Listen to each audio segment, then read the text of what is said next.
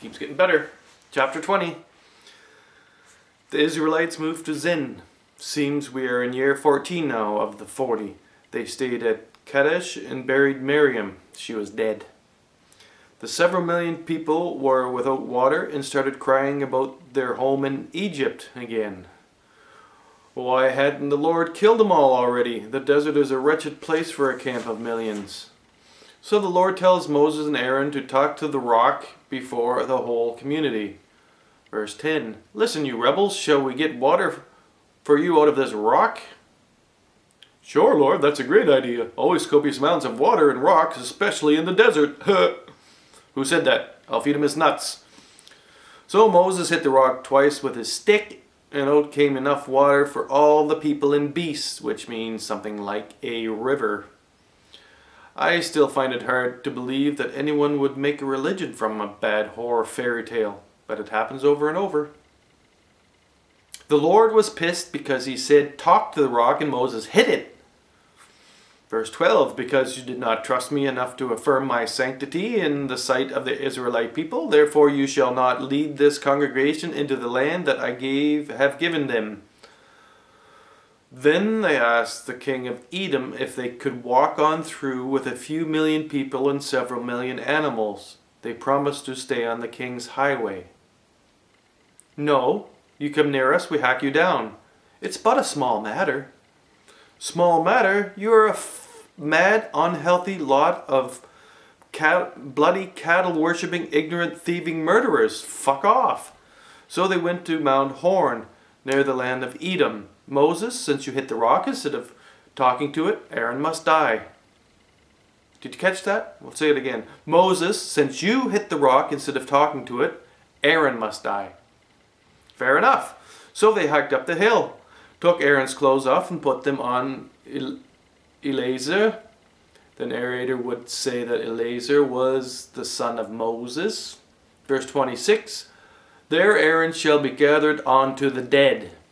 End quote. They killed Aaron on the mountain, hacked off his head. The community knew Aaron was dead on the mountain, murdered by the man that called him his brother. So they cried for 30 days. 6 million people crying for the murder of Aaron. Now some people will say, Aaron wasn't murdered by Moses. Learn to read. Bloody hell, you people. Aaron was murdered by his brother after being tortured by his brother, who probably wasn't even his brother, but that doesn't matter anyway. He was tortured and made to dress up like a fucking silly goose with his long dress and mountains of rock on it. You people, you people, you people. Holy murder. Holy slaughtering murder. Well, this is a good one. They asked them if they can walk through on the king's highway. Now, if you were to restrict 6 million people with 30 million animals, let's say, on the king's highway, how long would that take? I mean, you're talking about what, a 2-lane highway maybe? 3 at the most?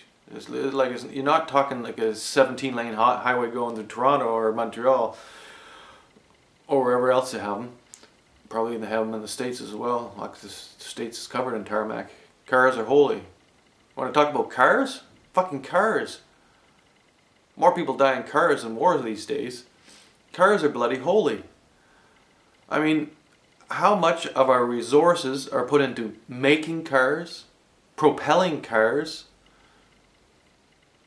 covering the land in tarmac, or whatever it's called, pavement, so that cars can get from one point to the next point.